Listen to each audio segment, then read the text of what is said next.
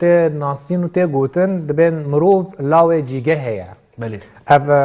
مروف جیگه خواه گلب تشتاور دگره بله و ده ما مزن دبه پشتی 18 سال تشت نو ناستکه تکلیه خواه نو چه دبن خواندن خواه به فرح دبه اجی آستا جیگه درد که و تشتن دین جیجی وردگره ده در دور خواه و هم کسن دور جیگه بله براستی باندور جیواکه هیا و باندور هن کسن وصا ام بیجن بالکشی سمروف هنه ده هلم جاب مروف بهتر و بهتر وصا بتشتن ام بیجن تشتن نو ورا ده هزر مروف دا بریه وان بریه دان استاندری وان گوتنه رخنوانه کی هیا از تخوازمون مزمان ناوی ویلیام جیمز تبیجه چاند چیه؟ چاند باندور کرنه چاند یعنی تو کاربه هم ام بیجن دانوستاندنه که چهکی به کسیم برانبر و باندور کرنه سروا بکی تناس کر بله و اف جی کاری بیجی اف ده ام دبن شیوای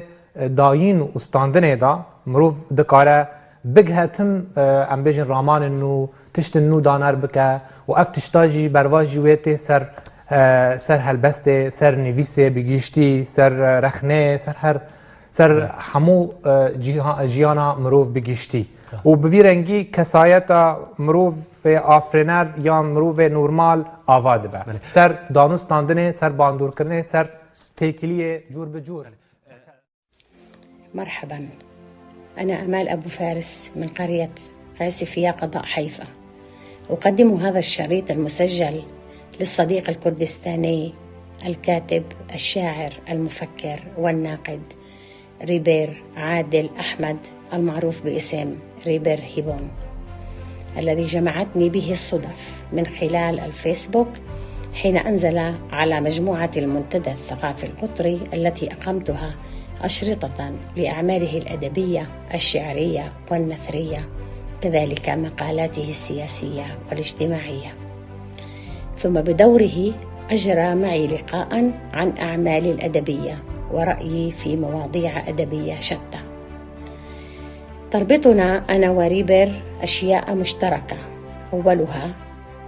أننا أصدرنا باكورة أعمالنا سنة 2016، فقد أصدرت ديواني الأول بعنوان أنا وهي، وأصدر هو ديوانه الأول صرخات الضوء بنفس السنة. ثانيا تربطنا علاقة فكرية واحدة، فأنا أعشق الحرية وأقدس حرية الفرد وحرية الآخرين، وأرى في ذلك شرطا لاستمرارية الحياة المثلى، وهو أول من أسس موقع المعرفيين الأحرار. انضممت إلى مجموعة الواتساب أيضا، ولمست في المجموعة حب النقاش وحب الحوار من أجل الوصول إلى المعرفة النسبية، فكل معرفة مشروطة بزمان ومكان ومتأثرة بالشخص المفكر وبمعتقداته وبيئته التي نشأ منها. وقد نشأنا نحن الاثنان في بيئة ريفية متقشفة تفتقر إلى الإبداع والحرية، خاصة حرية المرأة، لكننا استطعنا الخروج من هذه القوقعة المكانية والانطلاق إلى العالم وصبر أغواره الأدبية والاجتماعية. كما أنني دعوت وما زلت أدعو إلى السلام الداخلي أولا، ليأتي بعد ذلك السلام مع الغير، وهذا أيضا نهج الحركة التي أسسها الشاب ريبير المعرفيين الأحرار، التي تحمل بعدا إنسانيا بعيدا كل البعد عن التعصب الديني والعرقي، وهو يسخر كتاباته لهذا الهدف السامي. من هنا أجد كأن كتاباته تكتبني أنا، لأنها تمثل كل إنسان يطمح إلى المعرفة ويحلم في السلام ويتوق للحرية. من هنا جاءت فلسفة الوجود. كيف ستشعر بوجودك إذا لم تكن حرا؟ وكيف ستعرف الوجود إذا لم تكن عارفا بحقيقته؟ وكيف ستعرفها إذا لم تفكر وتتعلم وتناقش وتتعرف على الرأي الآخر؟ فلسفة نابعة من إنسان مفكر واع يعرف ماذا يريد من نفسه ومن الآخرين، يحب الخالق بعشق صوفي، ويرى الحياة متكاملة حين تعم المحبة الكون وتمحى الكراهية والأحقاد منها. أتمنى لكاتبنا المزيد من العطاء والمزيد من التأثير على هذا العالم، فلمثله خلق الكون.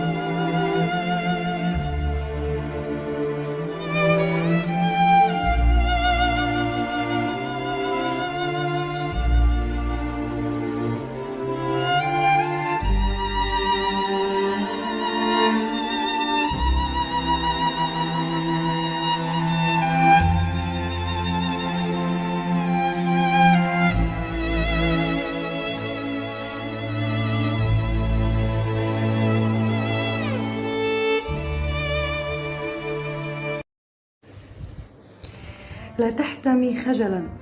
تعال إلى الذرى، واصعد إلى نهدي وحشا كاسرا، وارنو إلى عيني تمنحك المدى. ماذا ترى؟ أترى جراحا غائرة؟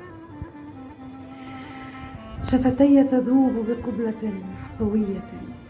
تحبو بصدرك بل تغيب مسافرة. الحب يعبر من هدوء أنوثتي، والضوء في جسدي يغادر عابرا. إني أناهيت وعشتار التي انتفضت على جور العصور الغابرة، فاترك علائقك القديمة عاشقي يا شاعر اسمعني، فإني الشاعرة للعشق ميلاد على جسدي، للعشق ميلاد على جسدي الذي نسج الأنوثة في الحياة العاثرة، وفتحت قلبي للواتي ضعفي فلك الرضوح يجلن نفسا دائرة. ماذا يكافئني ويهتف لي أنا صرخة ضد الليالي الحائرة، في داخلي غنت براكين الهوى تمحو ظلال الحاقدين الماكرة. إني الأنوثة، إني المحراب الذي سلك الهدى بين الجمود السائرة. يا أيها الرجل المحدث بي أنا من أول التكوين روحا طاهرة، من قبل كنا آلهات بينما كنت الأسير للأعطيات الآسرة. أعلنت باسم الله قيدك في يدي وصرخت ثم نعتني يا عاهرة. من قبل كنا لم نزل يا عاشقي فاغرق لأنسك وانس وهما. ملا مصطفى ولد الخستنجي نافشياوي بارزان مقابلي الشيخ أحمد بارزاني بقري أو مالباطخة بقري بارزان و ساقرو سر مرجع كدنجي چه سلاح بقري حكومتي دستش ولشكرا وريرا دست خستن وبقري دست حكومتي. نفس الوقت حكومة عفوك عام در خستبو دم نور السعيد طبعا بحثا اتباهم نوها تنام كتنا دوي دماجي طبعا دما حكومة نور السعيد بندك عفوك عام راد هاندن ابع عفوا حموشا من ذكاء باستثناء بارزان باستثناء شخصي بارزان ده تشتي خويا بدنا في قراراتنا تقاسنا قراراتنا سلبي هنا وك دور خستنه ملا مصطفى وبقراندنه چکا هناك بريارجي باش هبون قاربو مذكرة دبلوماسية مج مصطفى قزنج بكش حكومته او يك جي بقراندنا احمد بارزاني البارزان وري بكربون هناك اصلاحات تشي كربون خاصة دغاري هاني دما شورشي وجشر خاطبو ويران كرم خاصة بعد دغارنا جنوبا آبارك. نابه دیاری دا خواستو طبعا قاربو مذكرات مجد مصطفى بچکی يعني رأي العام يعني رأي بيشتي بچکی هشيار بكي سر روشا كرداد و دامانا وهشياري يكدا سر آلوزية حكومة عراقي دوي دما وقع حكومة عراقي دوي دمي نقاري بپاريزي دبرين خواب وخواستبو مجد مصطفى أرمانجا كي خادول هبو دبي مذكرة خاص إشيار كي نوزيلو كرد قارن دبري خواب باريزن قارن قلق اشتابكن قارن بي آلوزية حكومة عراقي قارن بقومين لي دما بريطانيا ندما چاره سري كرنا كردا بلاستي بريطانيا بشتي جشرا الجهانا دو يمين دركات برنكي سركفتي وتشتكي جبو كردا نكرو وكردنا نحليفه كي خرط بدوا دمانا وكنها جبرويجي دبلوماسيا كردي رغم ويدلي خرط بو يكي وقت ماجد مصطفى علي قريش ورشا محمود الحفيد او في سيركي ناف دار بود ناف دسلات العثماني بو او يكي وقوي اف دبلوماسيا مشان براستي وبشتي به مذكراوي سروك ملا مصطفى بارزاني سردانا بغداد کرد 22 هیوی سال 1944 وقالك سروك اشيرين كل ويراجي بشار به سردانه شكونها سردانا عبد الاله وصي بسر عرش عراقي وبنفس الوقت درفت بيرا تشيبوجي هديتني خا البارتيا بيوا خورتر بكي وقالك كسايت الكرجي ويدمي ببينه ودنا بيا دشتيجي خويا بو اشكره بو آلوزية حكومة عراقي ونقار بو حتى دمكي درجي نقار بو مشكلة بارزان چاره سر بكي باز مشكلة بين نافچه بيده بريد كاوكي وي هنگي بلند بو دبلوماسيا كردي وقت دیپلوماسیا کردی چاوانها بیا حاکمانش همو با چهار پارچه کردستانی چاوانا قضیه کردی جهان محافلی نام نتوی دوا دمانا رغبه هبو مراق هبو بيترجي وخورترجي نتشيكيش بو كردوالي چاسكن لي مخابن او روشان نروشان هيرو بو جبر ويجي اب آلوزيا حكومة عراقية دما نور السعيد ودما نور المالكي هما تشابه بالاسم وبالفعل تشابه بالمضمون والتصرف بالعنصرية العربية نفس العنصرية دي باشاندون حتى رجع إلى حكومة عراقية نقاري أن بيجن خوف وبدي هاد خويابو كرد اثبات کرد که امریکا بکیمانی نهیرو کارن چارەسەری نش جدمری خطن تبینن کارن ببن مینا کرد دروجلاتا نادی.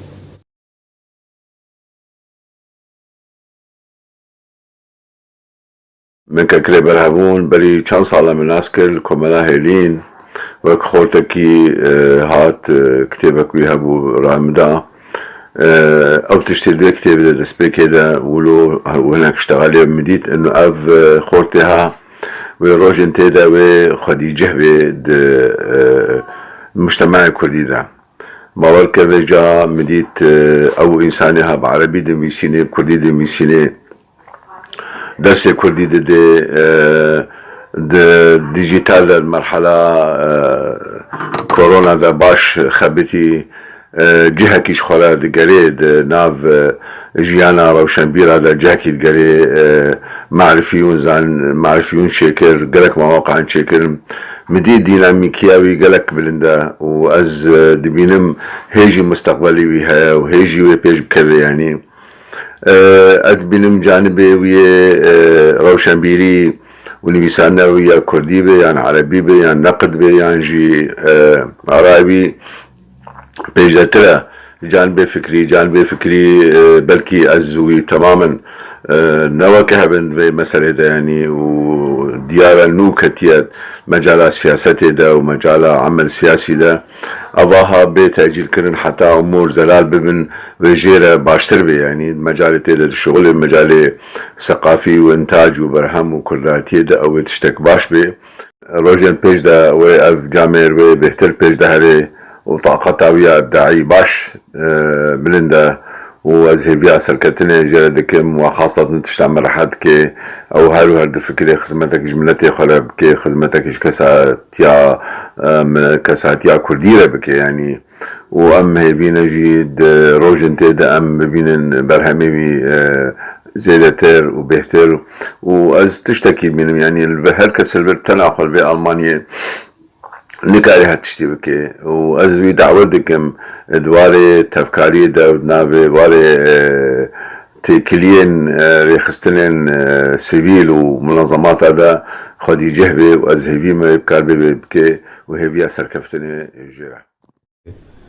يعني شيروفيا تجوي مسألة چي مثلا دما قد برهمداري دجي ديساجي أوروبا نافند به و برهمداري دي مثلا امبيجن لجم روجلاتيان بوي اواي ولو زيده يعني تو كس نكاره كسكي ريل بر بقر بيجت تو في برهمي نكاره بنيفسينه يعني نتشتكي جريداي نروشا يعني نا برم برجير دفين نا سلاح جير دفين نا بيشكتنين تكنولوجي او قاسي بي مزن جير دفين لی تفولوژی دیساجی ناوند مثلا امتکارم بیجن روش آوای شیروفیا تج جکمبونیا تنبونا برهمداری جدروی مثلا روش آواییان چیه درو یعنی جی برهم هنه لی سوکتنه نایم فروتن نایم ناسکرن او هف بندیا نافبرا کسن باوای سیاسی کنترل لکن تشتام سازی و کار و پرا و بیکانین دست وان دا او هفبندیا و تیکلیان و بره وان و روناک بیران و آفرینران نینه ف نهات ببینه دا اوروپا دا جکوین دا او تیکلیا هیا اینشتاین کو هنک اختراع تش چه کرن يعني دوی چاقه دستلاد سیاسی و چاقه آگاهدار بو بیرا داودستان تکلی دکر یعنی تکلین روشنبیرا و سیاست مدارا تم به هورا هنه ده روش آوا دا او هیشت شارستانی ورا آوا کرن او هیشت هیزا سیاسی و لشکری به همان دمه هیزن روناک بریش بخارا بمشینه لید ولات مدا یعنی ده کردستان دا یعنی ده سازی مدا بلا ام بچارچوب خواب آخوون او تشتا حتی رو جایر نینه او وریسا قطع یعنی نابرا یک کارو بارن آفرینری راد بنو ای سیاسی او وریسا نابرا آن قطع دواره گریدان شنووا کو او شارستانی زانستی و به سیاسی و لشکری به هورا بمشه و جیواک وره گهرتن جی روش نزانتی تر روشا شیار بونه بخوا وک ارسطو گوت هلبست چیه؟ هلبست شیوه که رامانیه بله شیوه که رامانیه تی واتا که هلبست جی دناف خدا فلسفه جی های جبر هلبست چیه؟ هلبست پرسه فلسفه جی پرسه فلسفه جی بجه ای مروف خاناس بکه هلبست جی پرس دکه گلو چما وصایه چما اوین به ویرنگیه چما دربون به ویرنگیه چما ولات به ویرنگیه وصا پرسا دکه جبر و فلسفه هر دری دا و بجه گرتیه ده هلبست دا دی چروک دا ده رومان دا ده دواره و جیب گشتیش بروی از تم دکم دخوازم پرکینا برا فلسفه و رخنه بکم جبر حتی مروف حتی راده یکی نه نبیر ناس به نکار به رخنه گرکی خورد به بله ريبرت تبحث هناك نافين وجوانين عرب كرن د جهانا وجاء عرب د جلكي دنگ ودان وشوبيواني وجيجي خويا دكن تبحث محمود درويش تكر محمود درويش فرن فيسي خوشي في سر كردا وروشا كرداجي نفيسيا قالوا تبهردو زمانه دنفيسي دما قلت بعربي دنفيسي او هزراتنا يعني او فكراتي كرديان او دربرين تي كردي ناين روجاماتي نفيسان دنيس براستی جانا امروف کاره سود وگش هند تکنیکن هلبست عربی کاره وگو هزینه او تکنیکانا عینی بکردیش بکار بینه هن دبیجن نا شیوای راماندنه د کردی دا نه وک شیوای راماندنه عربی نها وقت ام بیشن وقتی دما نویسکار ام بیشن برهمه که به عربی نویساندی که جاره کردن و برهمه به کردی دینه چمانا اف ورگراندن اف نابه ورگراندن اف دبه دوباره آوا کرن یعنی جاره کردن و برهمه دنویسه لب زمان خوی دایکی فما ادوی پروژه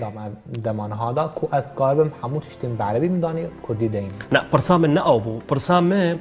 تبهردو زمانه بشيويكي سركفتي وبشيويكي برزانياري تدنفيسي دما تب عربي دنفيسي او مجارن يعني او تشبيجن او اتموسفيرا كردي خل هسيت دبيشي حتى تب عربي دنفيسي تدوي مجارة عربي مينيان دوي باندورا محمود درويش يعني او يدي يعني هر تب كردبونا خد هزري براستي بحسها هزر دكم براستي هزر مروف يكا لی امبیجن شیوای و گوهستن هناسان دنویسه سر رو پلان شیوای پیچک جدایه لهزر یکه امبیجن حتی راده که محمود درویش ده هلبست خدا ده فلسفه هلبست ده برهم خدا از پی باندور بون من وی یکی جیجی با آوای یکی ده هلبست کردی دا نونرتکی کرد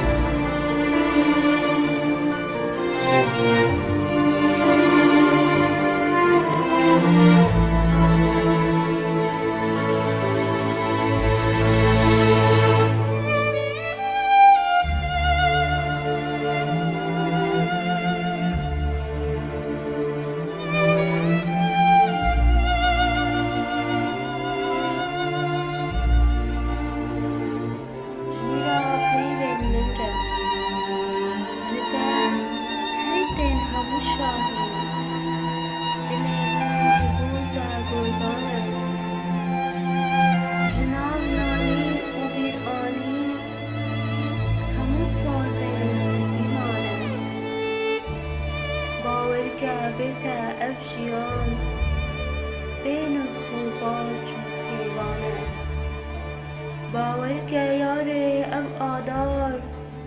به دوربونا ده ارزانه شبهه کامه نه به انسان گیره یکمی دکله دناوا خودش بر کل کردستانی دکله دناوا خودش بر انسانیتش بر مروواتی جبور که هدیه افکس جانی خود دکله هر درگر لسر آخر کردستانی چه دیگر چه باشور و چه باکور چه روز آبا و چه روز بلاد عبه البسبان و البسکار نتنی ریدر هبون نتنی لاوی منتج لاوی قربانی لیلاوی کردستانی همویه دنگ کردستانی برونت ریبر همون دماغ بونگه درباز دبه ولی امینی ببیشی کلا جان خواه امین گله کی خوش هلبستی وینا وجدان در عربی بيشين الوجدانية أنا لا أسميه فقط كاتب أو شاعر أسميه الوجدانية الحر لأنه عندما يتحدث وعندما يكتب يعايش المرحلة يدخل من بوابة الألم الوجداني يستطيع أن يجذبك إلى ما يكتب يستطيع أن يقول لك بكل تفاصيل الحياة الحب الإنسانية الوجود المقاومة عندما اندلعت الأحداث في كوباني الشعري كان هو في البداية. تحدث عن مأساة أهلنا في كوباني بوجدانية شعره الصاخب. عندما كان استفتاء الباشور كان أيضا بوجدانه الشعري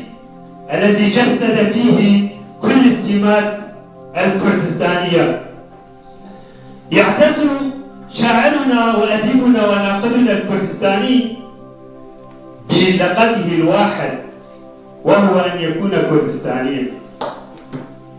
كردستان الحلم الذي يسعى إليه هو ونسعى إليه نحن. ريب الهبون بدأ شبابه ودراسته في منبج، في مدينة منبج من 1994 إلى 2006. ريب الهبون كما ذكرنا يكتب الشعر باللغتين العربية والكردية، كما أنه ناقد أدبي. من محاسن الصدف الجميلة أني تعرفت على الأستاذ الأخ العزيز المفكر والمبدع ريبر هبون، كم أسعدني ذلك.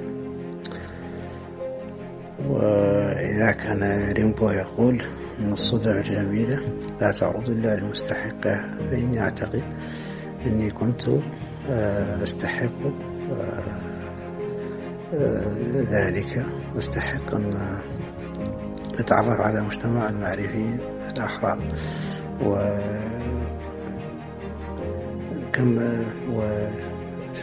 يشرفني ذلك جدا، وكم أسعدني. أثناء بحثي عن مادة المعرفة بالنت تعرفت على مجموعة المعرفيين الأحرار التي يرأسها ويديرها الأخ العزيز الأستاذ ريبر. ومن خلال مجموعة المعرفيين الأحرار في الواتساب تعززت صلتي بالأستاذ ريبر، وقد قرأت كتابه الجيد والمفيد الحب وجود والوجود معرفة، وكتاب صادر عن لوتس، وكتاب فكري قيم يراهن على المعرفة ويطرحها بديلا عن التعصب والإيديولوجيا. وقد كتبت حوله دراسة بعنوان مرايا ريبر الحب وجود والوجود معرفة، ناقشت فيها الكتاب وبينت نقاط اختلافي معه.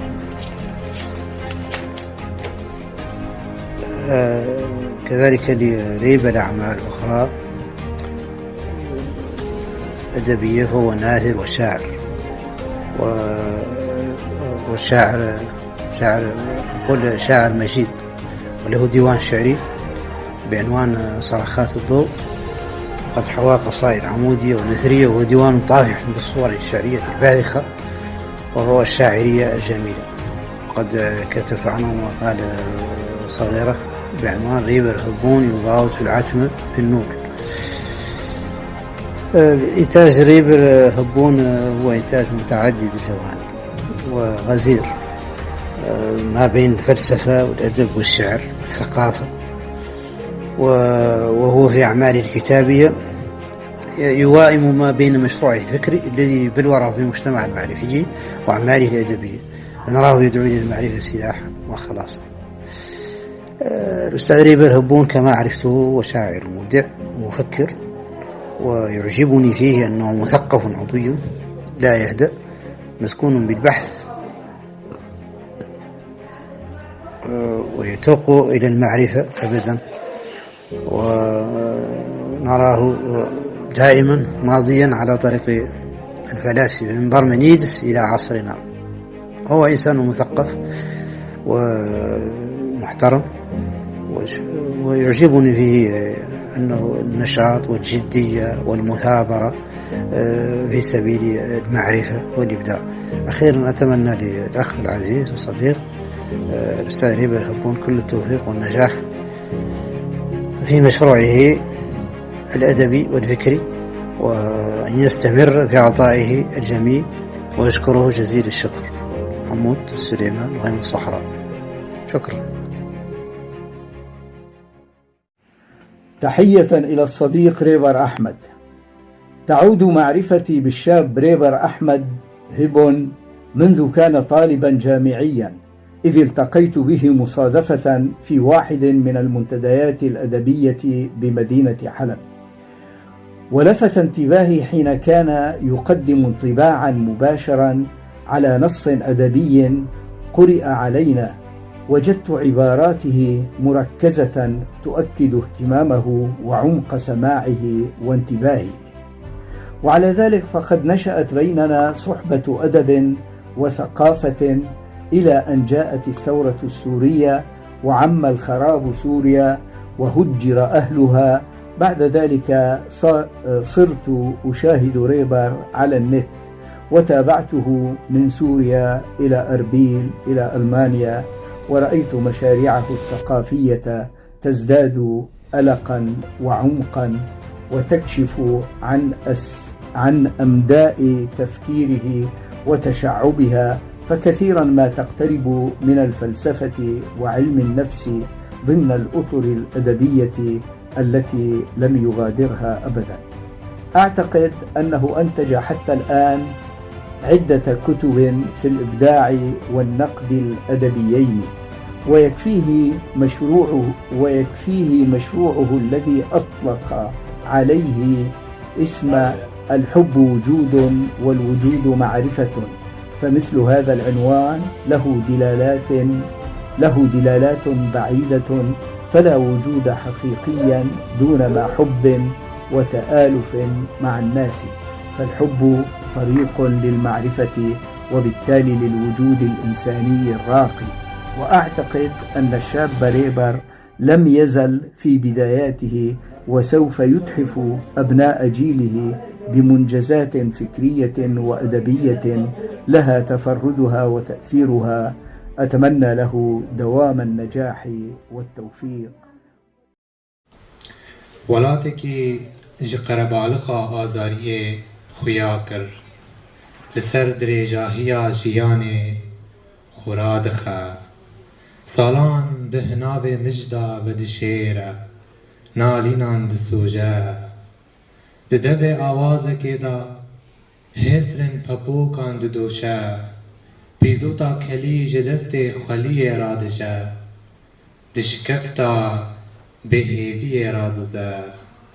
di xelekên êgirda dimîne welatekî bûze stûxar e li bin lingên zodaran e ne qêrîn dike ne destûrxwast ku bar bike mirina wî bi nav nîşan e di ahînên ew kesên koçgirî da berz e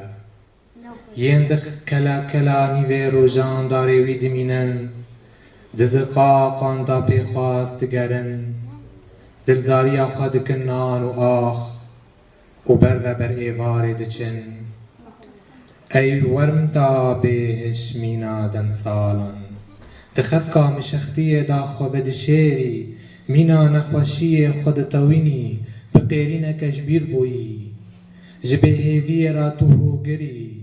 korî mîna wî çavên te yên kirêt rastiya jiyanê ne mizgînî sexte ye evîn jî nepenî ye ey werm ta belayê belavkerê pepokîya giran ji te ra kirêtî xwe ditewîne bîranînan da deleqîne ev zimîn ji êşa xwe qêriya dirûên bêxwediyan da dengan bavêjin peyvan dubare bikin yên ku ji dil dikevin ji kurahiya çiyan û qaniyan tên nalîna me ji bilindiyê ra li wir penaber dijîn bîngeha ebcediyetê ava dikin جكسن كل خاري تجين تشتك جكهلين مرا نمان نزانان جيگهن رامان بونه داگر کرن الاسیج روجهلات مرا لوراند روجهلاتا خونچوینه روجهلاتا داغ و برینه جیگها پارسکجی و پادیشهن خونمج پایتختا خنجر و خردلان جه کمکوجی و کجران گری دقرکان دا سکنی لبرانبری رامانا تلویهف رازان بهشه دمجی سقط برانبری گلستان کتازی لهمبر آرتشن توزه قیرین خوا ملولن لبر بربانگا سپی تنی لبر بدنگیا سرمید ناله لیونگش بین جلن بوکانی الخدکن بریا ما چکی دشکفتن داویه دا ستیرکان دبینن ای کجری من دگر دونا بیزاریه دا خمگینی نکولا کجری ناسنامه ای کجری آگر بیجیه من بشو پینه درکه بسر که ویکن گرن ایشان زنارا هرسه بخورا بخوش خوشینه خمان نعیشینه از لاتم دخاره دا سلاو پیشواز دکم سیتاباتا قیرینه که شورش گره جلپ ویرانبونه گوهرتنا رسن درخینه دسر پرن فلکان بمشریویو ای بیا بلاو بوی سرگردن چمان مینا خالن بروسکه لسر سینگه چروسکه لیدانا کره سینگه من دا پیروز بکر بیزوتا اوین بیخه میا حسران بخوا لپاش پیره کرنه سنگرن هیوی رازاینه لاون بی خورا دستی تنگزاریا به هشور گزدکن تیلیلیان بفروشن ای نوبدارن مرنه نوینن شورشان ویران بکن پیولواتیان دگرن لبرانبری راستیا ورناستین سرجه کرن برین نوریا دور هفدو دگزن جلشوشتین هفدو را دخینن دلساری هیوان دکن خمگینیا ویرک بن آخ دکن دمن دا خم آلن اگینداری دچینن داکو ام دامارن هنره دوی سردما كريتا بهذا كريدن. وهذا الكتاب يعني يحظى بنسبة عالية من المقروئية والمتابعة والقراءة والنقد أيضا، ومع الأخذ في الحسبان أنه شاب في مقتبل العمر، يعني في الثلاثينات من عمره، في مطلع العقد الرابع من عمره، يأخذ هذا المنحى في الكتابة، الدراسات الثقافية ذات المنحى الفكري المعرفي. هذا المسعى الثقافي بحد ذاته يعني مهم جدا، ويعني هو مثار تقدير وليس بالأمر الهين تناول هكذا مواضيع وهكذا مسائل وسط يعني الكثيرين من الكتاب الشباب الكرد اللي يعني يتجهون للشعر للرواية. هو أخذ هذا، طبعا هو اتجه، هو يكتب الشعر يعني سابقا وحاليا، له نتاجات وأصدارات شعرية وإصدارات قيدا للنشر أيضا، وأيضا شخص فاعل يعني فيما يتعلق بالبصريات، له قناة على اليوتيوب ونشط إلى حد، وليست لديه يعني من الأشخاص اللي ما عندهم هالعقد والمشاكل، يعني بإمكان يعني ما عنده هالمشكلة في التواصل مع كتاب وأدباء يعني ربما تكون بينهم خلافات أو خصومة أو قطيعة، ما عنده، بمعزل عن المشاكل البينية ما بين الكتاب والأدباء، ويحاول أن يتواصل مع الجميع. يجتهد في كتاباته الشعرية والأدبية والثقافية، ويعني ينطبق عليه القول الدارج أنه من اجتهد وأصاب فله أجران ومن أخطأ فله الأجر. دائما الاجتهاد محل احترام وتقدير، سواء يعني كان المجتهد صاحب مشروع شفهي أو صاحب مشروع تحريري يثمر كتبا ودواوين وروايات ومجموعات قصصية وفعل ثقافي مكتوب ومحرر وفي متناول الناس. ام نقارن جیواکه بنرخینن سر بینگا هنکسن و جراستیا خادر کتنایان اون دابونه که دژین جیواک مزنه جیواک هیزه دوی ام باوریا خواه بگو هرتنه جیواکه بینن لی بچه رنگی به هفگرتن آزانیاران سر آستا کردستانی. بله باشا مامستا نهایکی جمره نویسان دبی اف کسین که هلبستین خواه بیتر لسر مال پرین فیسبوک دوشین نیرین اتل سر واکسان چیه؟ هلبت مروف آفرینر از بحث آفرینر دکم نه بحثا کسین هانی نیز روشن بیر دکم. بله امو شیوین پیوندیا جیواکی بکارتینه جبو جیواک ویناس بکه جبر فیلسوفک ناوی خاویلیام جیمز تگود چاند روشنبرتی چیه که تو کار بی باندوره سر جیواکه بکی باندوره او دانستاندن الگل جیواکه بکی بله ده پیور ده ارکل سر ملی کسین آفرینر کو پیوندیه و دانستاندن و باندور کرن سر جیواکه بکن جبر وی مروف نورماله بنویسه دما نویسان نورماله دیرو ده سردمکه مروف کاره بخواه در همین خواه شام بکه خو خلقی بخاناس کرن بده نه حوجه مروف مالا خارون او هیوی هنه کام به دسته آلیکاری دریجی وی بکن وک نمونه كدن تا كس وكدن من وكدي تا وكدي قال كسن وصاراد من مال هيفي كسي دمينه كو بيجن والله زارين دبيتو سابكي ريبات دبيتو سابكي زارين بخار زانت ش اركي سرملي خويا واركا بيكتينا يعني في راد داو اجي هروها وجبلي ماجي هنا جوسا كاردكن يعني ام بدنك كاردكن بلا انجام باخر بلا انجام هر کارک با آخره انجام کار هر کسی که با آخره انجام او دا آخره افدم و همی دمی و خوش و شابک براستی من دوان سال داویده یعنی 5-6 سال کاری بجی من ریبر هبون وک خور تک چالکوان هل بست نویس ناسکر دقی وره هیدی مدی ریبر بری خواده گوتشتک نو دویجا کردی دفکی اوجی رخی رخنیه جبرتا ویگا ویجی رخنوان ما ای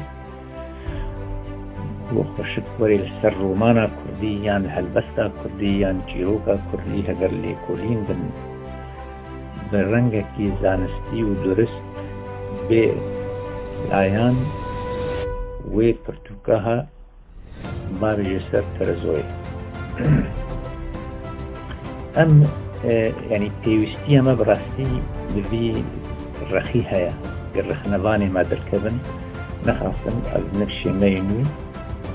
ايقو درفت دستي واده هنا بيقو مان افكسي بإيران الأوروبا لجين كهربن دي رخيها تيدا خل زيرك بكن تيدا ليكولينا تشيكن تيدا لسر هلبستي سكن لسر روماني سكن لسر تشيروكي سكن بي الهوالي من الدوستي من اسمامة خالو خوارسية وقت رنجكي ويجي بتشابكي ويجي زي برهمي دميزيني وزي برهمي جيحب بيخي اشتاز ناس كمل سر بر براستي ببان صالي داويدة أذا سرلي بان بلكي سيتشار تيوي هنا بس يجي بلكي بزمان عربي دم لساند دورة بري خدا زماني كرديجيش و ابي جيجي سباسية ام زماني خو بخوينن و بنليسن تبلی زمان همو زمان باشن گم بروزان بگلک زمانه لێ زمانی سەرەکە ئێگە مرۆ بخوازێ تبی خەلکێ بدێ ناسکردن ئەنۆ زمانێمە هەیە زمانێمە تێرا چیرۆک و ڕۆمان و هەلبەست و لێکۆلینی هەیە زمانێمە زمانێکی زەنگینە زمانێکی گەرمنارە نەکێمی زمانی خەلکیە بەلکیش گەلک زمانە پێشکەتی ترەژی تبلی ئەم ملەتێکیش هەفکەتینە بێدەولەتن تارومارن لێ زمانێمە مایە و زمانێمە زەنگینە ژەومە ڕێبەرژی بەرێ خۆدا زمانی کوردی و تایبەت وەک مژێ فێن کرد وەک تێزانین بەرێ خۆدایە ڕخنە دخوازێ لەسەر چیرۆک و جیبانۆک و هەلبەست و ڕۆمانە کوردی بسەکنێ بە ڕەنگێکی نێرینێک ڕخنەیی لێ بکێ ئەو نێریناویژی نێرینێک زانیاری بێ وەک پەسپۆر خوازێ تێدە ببێ پەسپۆر ئەوی جێ سپاسیە مرۆ خوازێ گەر ڕخنەوانێ مەهەبن و درەخنێ دە پەسپۆر بن و لەسەر پرتوک و هەلبەست و لێکۆلین چیرۆک و ڕۆمانە بسەکنن و ما پێوێ بدنێدا ئەس کارم بکنایی بێ لەسەر مامۆستا ڕێبەر هەبوون بێژم قاسیگە مناس کردە قاسیگە زووی ناس بکەم ئەڤن سپاس ji bo we spas ji bo rêber wî karî dikê ez bawerim li ser gelek romana sekiniye dibe gu hinek ji wan romanê min jî bin xwezî bêhtir kûrtir bike li ser va romana min dît li ser romana xwe min dît ser hinek romanê dî min dîtin roman bi zimanê erebî li ser wa sekiniye romanin hene bi zimanê kurdî li ser wa sekiniye hê jî gereke يعني ولو كورتر السروا رومانا بسكني بهتر شيرو بكيد رخيوي رخنيجي رخيوي سركتيجي هردو رخاجي بهتر بدي خويا كرن وي قالبها وقالبي جو امج هفديت كن ام دوستي هفدونا ام كارن كيماسي هفدو بيجن يان مثلا يكهر رخني قبولنا كي حتى أم رخني قبولنا كنو أم جوي قالب مروباتي خالو خارزيتي ندر كبن أم يبيشنا كبن أم بيويستاج أم في قالبي بشكينن أم هفالي هفدوبن برمج هف حسبكن لي أم هفدو رخنجي بكن دفي زورم رخنا كرن وأجي ورخني قبول بكم وسودي جوي رخني بكم سباس جارك أدي جبوه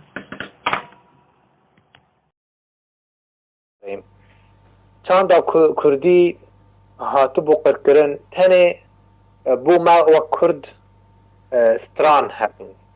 ستران به کاربون شروع که ما و دستان می هلبستی هاتو بون از بکرن بریوی جار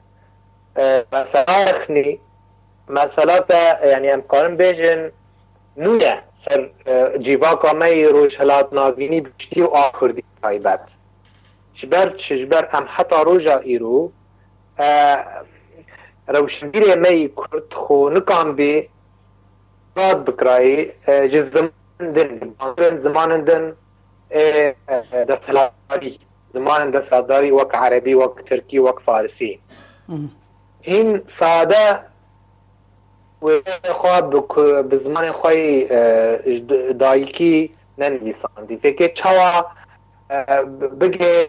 رخنه و چاوا رخنه سروی اساسی رخنوان جیوان بینگه آباکرن دوی ام وی پرسیش خو بکن جبر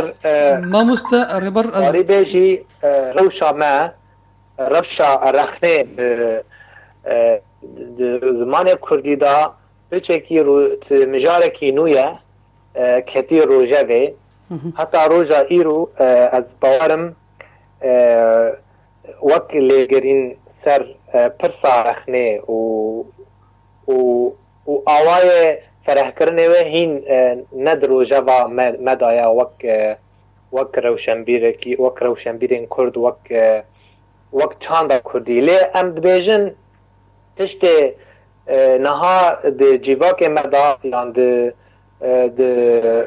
çarçûvê helbest bixwe çima rexnevan nînin جبر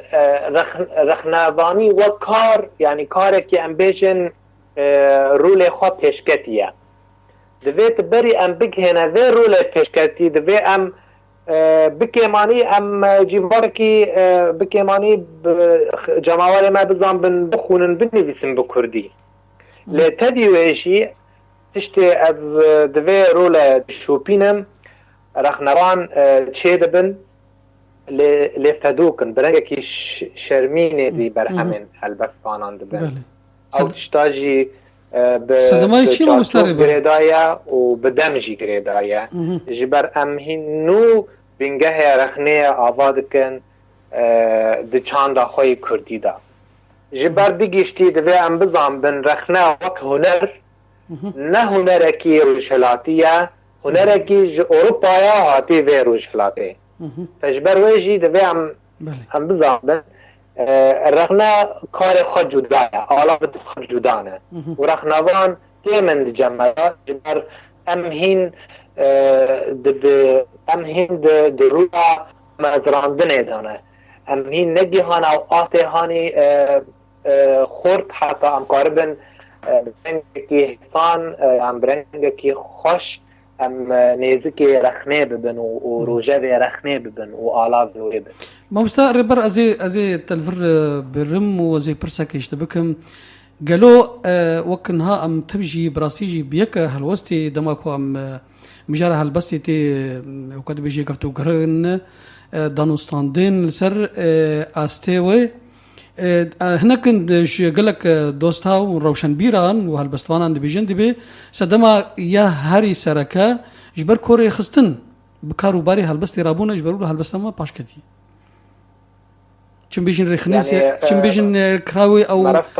او رخصنين سياسي يعني رخصنين كو رجائيرو نيفيسكارو هالبست وروشن بير الدورا خوجوانا يا رخصنين كو بكارو باري مهرجانا هالبستا كردي ترابن از بجرم حتی رجایرو ریخستن می سیاسی خود دانه کلک روشنبیرو نویسکار و هنرمندی خواه تموان بکار تینن گور بر جواندی خواهی پندا جبروی جی آستا رخنه بدربه که ده نابرا ریخستن او هم بجن قاطع روشنبیری نی مخابن اجبرویجی او چیزی کارم بیشن ریختن می سیاسی باندوره کیوانی نینی هبو سر نویسکار سر روشنبیرا خواستن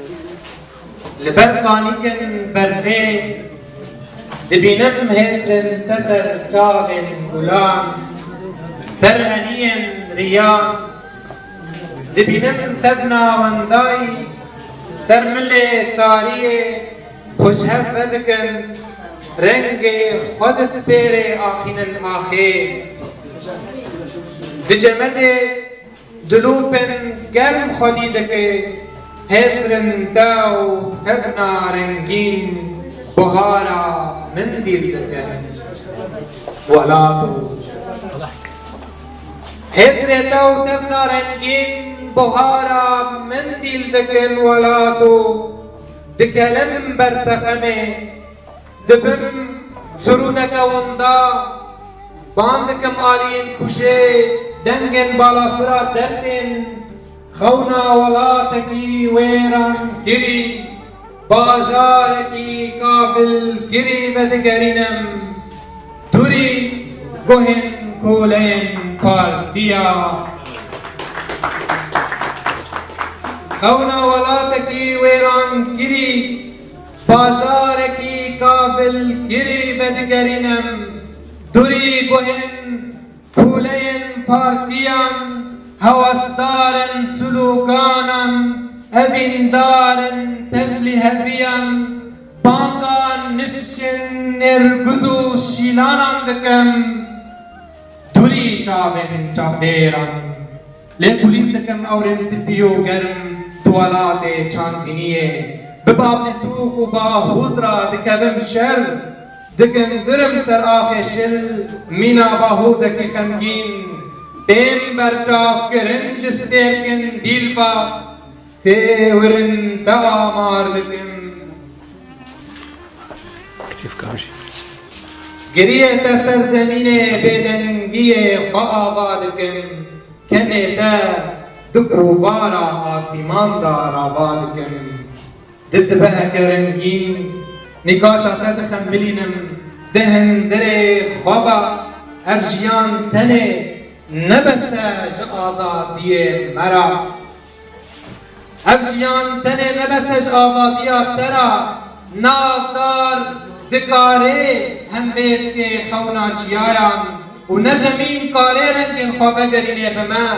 لیدانا دل ندیاره جگوهرا اگر چقاس بگوه خواب سر دل دی و بخوازی بپیسی نواتابون بود و رشما آینه من لی پاندکم جدلوهش شربانو ناسناما سرکفتنه بستینا و رجارکن شهناسیه فجین که راستیا سرخبونه بنیاد که دچاون تدا خملا جیانک شهناز دبینم پیال روناهیه به هستن تدگرینم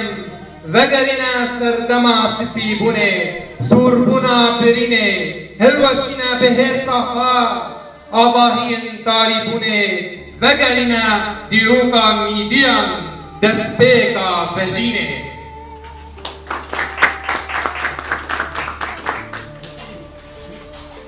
زماوند روناهی نامنن دیمن افسانی دی پیام دمان هر دچن پیخاس سر بلا شیریان دوستن مینا حسرن من برفراخ بریه درون سردین آوران مینا ترس سرانیه لشکرکی بیزدونک دناق شبن بهاره تنه سینگن سیپیو زیزو گرم ناپارزن ماج مترسین رامان رش پاشا روش خدا کی سرور و خوستره گاون مد بن سهاوی دا دشوپین ترسداریه بر بمرن بیدنگ چن دیمنن هیوین تنگزار دچینن توبن قیرینان سر دیوارن هاوار و چیروسکن حسران برام بری ستیرکان دکن قیرو لال و چیروسکن حسران برام بری ستیرکان دبن کرو لال کونن خواه گرتن دزمین حزران ابرامان چه گوره دما آزاد به جخریجن برناسان و دراجه گردون خمان به دستگی ولات بشب و روز ولات بشب و روز دجی بگل خواه جدرغا خیزن دمه ولات بشب و روز دجی بگل خواه جدرغا خیزن دمه خود خملینه بپبوکی بجلک و برگن خزانیه نزانیه و نفشن خودشو با آبن تلیلیه و خارند دیوان بسرودن بجی سروکاتیه و یک خدا و یک آل و یک نخوشی لسریه ولات پیشب و روز دیشی بگلی خواه جدر خیزن دمی خود خملینه بپبوگی بجلک و برگن نزانیه خزانیه و نفشن خودشو با آبن تلیلیه و خارند دیوان بسرودن بجی سروکاتیه و یک خدا و یک آل و یک نخوشی دسریه زانیارن و خود خملینن به حسرن بیرناسان دوری گنگشین وندا عميقة جذور العلاقات الثقافية العربية الكردية عبر التاريخ، والدور الكردي الحضاري لا ينكره سوى جاحد، ولقد زخر التاريخ العربي بأسماء حفرت عميقا في تراثنا الثقافي والسياسي والأيديولوجي. فمن منا لا يدرك الدور التاريخي العظيم للسلطان الظافر صلاح الدين الأيوبي وسيباويه مؤسس النحو العربي، ورب السيف والقلم الشاعر محمود سامي البارودي، والشاعر والمفكر الصديق ريبر هابون وليد تربة ثقافية ثرية متنوعة خلبت لبه الطبيعة التي نشأ فيها، حيث نشأ في بيت يمتاز بثقافة سياسية وأدبية، وترعرع في بيت يزخر بالأشجار والزهور، فجمع ما بين حب الطبيعة والثقافة الرصينة. ريبر هابون الذي نحن بصدده عاشق منذ نعومة أظفاره للقراءة والمعرفة، وكان هذا دأبه وما يزال، فهو غزير الإنتاج في العديد من فنون الكتابة الإبداعية. عرفته محاورا ذكيا لبقا حين التقيت به أول مرة على قناته الخاصة على اليوتيوب، وشرفت بمعرفتي به عاشقا للعربية وآدابها، شاعرا وناقدا.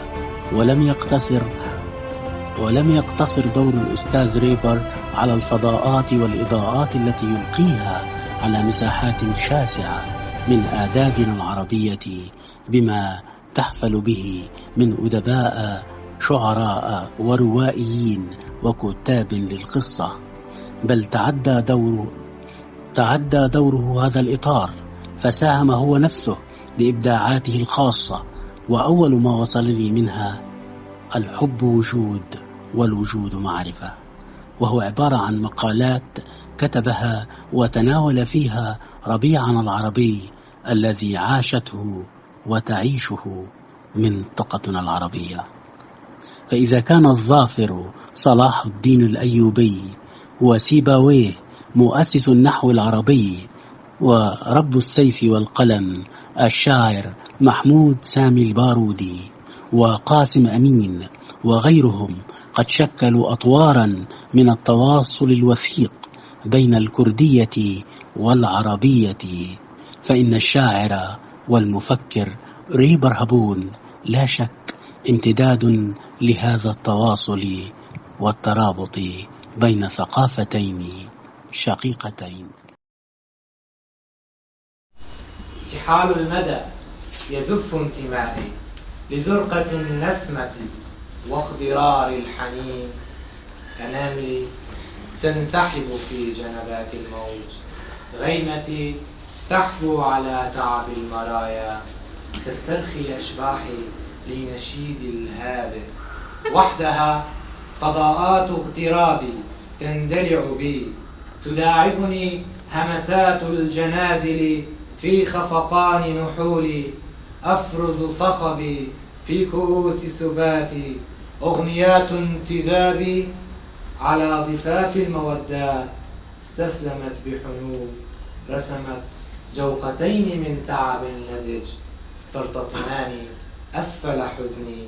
لخيبتي عروسة ريح تسبق الهدوء، تسابق جسد المطر المخدر على معطتي. القصيدة الثانية: لست كأناي. أختزن الأمد برشاقة المفاجأة، حيث تنتظرني آلاف المفرقعات تحتسي معي مرارة الشغب. بعد التحية والتبريكات، ريبر وأنا من جيلين مختلفين عمرا وتجربة وفكرا، ولكن ثمة حوار بينهما تأكيدا على ما يسمى حوار الأجيال. من هنا أعلن عن رؤية موضوعية لتجربة أديب وشاعر في ذروة شبابه وعطائه، وأخص بذكر نبوغه الأدبي الباكر تحديدا فيما كنت ألمحه وأدهش له. ومعي أيضا من كان يحضر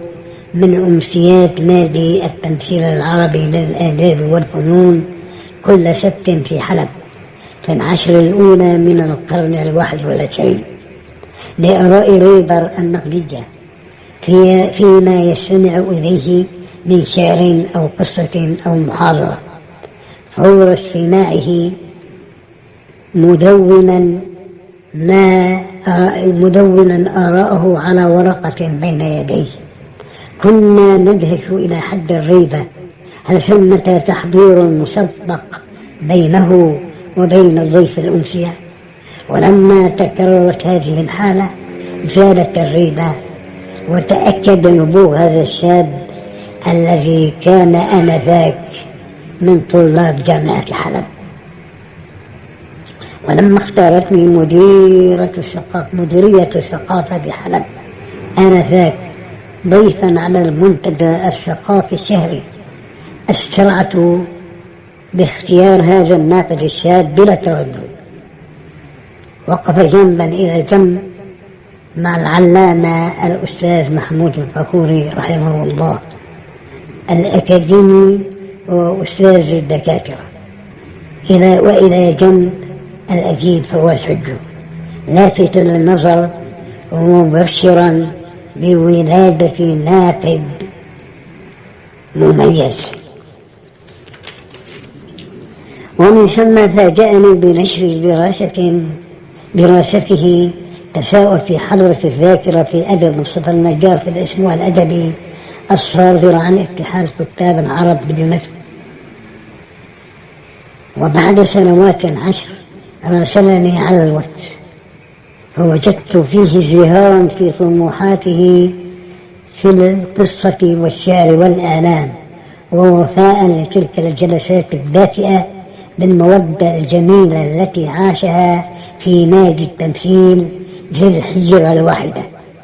وإمعانا في كرمه وألفته شاركني في قراءتين شعريتين مشتركتين عبر الإعلام الإلكتروني الذي يشرف عليه. أنا من النشر الورقي على امتداد نصف قرن من الزمن ونيف، ومثل ما رأيت في نقده المبكر نبوغا، رأيت في شعره نزوعا نحو التجديد والحداثة دون التفريط أو التخلي عن الإيقاعات الخليل بن أحمد الفراهيدي، إضافة إلى تطوير أدواته النقدية وميله نحو الفكر والتنظير الفكري الإشكالي. أتمنى للأديب والشاعر والناقد المحتفى به المزيد من التقدم والعطاء الأدبي والنقد. يعتبر الشاعر ريبر هبون أحد الأسماء الإبداعية الكردية الجديدة التي تكتب في عدة مجالات، فهو شاعر يكتب باللغة العربية إلى جانب لغته الكردية الأم. ريبر هبون كاتب وشاعر غزير الإنتاج، يكتب القصيدة التقليدية إلى جانب قصيدة التفعيلة، إلى جانب قصيدة النثر، كما أنه يكتب المقال بالطابع الفكري. أصدر مؤلفات عدة وله العديد من المخطوطات. ريبر هبون موهبة حقيقية أقرأ له بإعجاب كبير، إنه يشق طريقه بحماس كبير نتيجة ثقته بموهبته. مؤكد أن الأيام المقبلة ستحفل بالكثير من الإنجازات لهذا الشاعر المبدع. من نتاجات الشاعر والكاتب ريبر هبون صرخات الضوء، ترجمة الكردي قيرينا رونيل، أطياف ورؤى ليلان ونرين، جوقات كوبانية. طبعا هذا كتير أنا موجود كتير موجودة، صرخات الضوء وأطياف ورؤى موجودة، جوقات كوبانية، معرفيون ومعرفيات، أفكار صاخبة. أبي كتير هنا برنخص. بقي أن ننوه بأن الشاعر ريبر هبون هو مدير نشر تجمع المعرفيين الأحرار للنشر الإلكتروني. الآن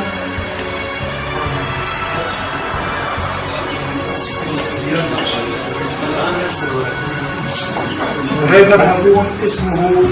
ريبر عادل أحمد، كاتب كردستاني مواليد مدينة منبج 1987. صدر له مجموعة شعرية بعنوان صرخات الضوء، موجودة صرخات الضوء، وأطياف ورؤى أيضا موجودة.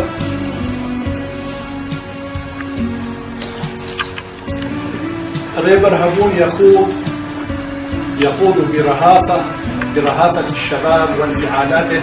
عالم الطبيعة بتنوعها وغرابتها ودهشتها بأشيائها وأرواحها، بإنسانها الذي يختلف ببحثه الدؤوب لا عن فهم طبائع النفس البشرية فحسب، بل عن إيجاد مكان له في هذا الكون المترامي إلى ما لا نهاية والمضطرب إلى درجة الرعب والتشكك بحقيقة ما يتغنى به الإنسان من قيم وجمال. ورا پارچه من بهف بخابو بجمینا چویکن سپی دوری برفو سقمان لدارستان ممکت دا بفرم رنگ گنگازی نخکم دل ریان شابکم بهف دیتنا می درنگ مایی بایزک چو و یک دهات دو نهاتی سپاس. لگور من دریا پەیوەندیاجی باکیدا من بەرهەم و خەباتا مامۆستا ڕێبەرهەبوون ناز کردیا و ئەز بەرهەمی بیر بینم چێ پەرتووک چێ نویساندن ئەز دە ئاستەکە بلندە ئەز وێکە داوینا دنەرخینم و ناز دەکەم. بزمانی کوردیژی خوەرتە و کاری برهمی خو پی بنویسینی ولو بزمانه عربیجی. مامۆستا ڕێبەر نویسکارێکی حەج گیانی کۆمکیژیت یعنی ڕوح الجەماعیە، نە کەسێکی بەتەناخۆ خەباتێتکی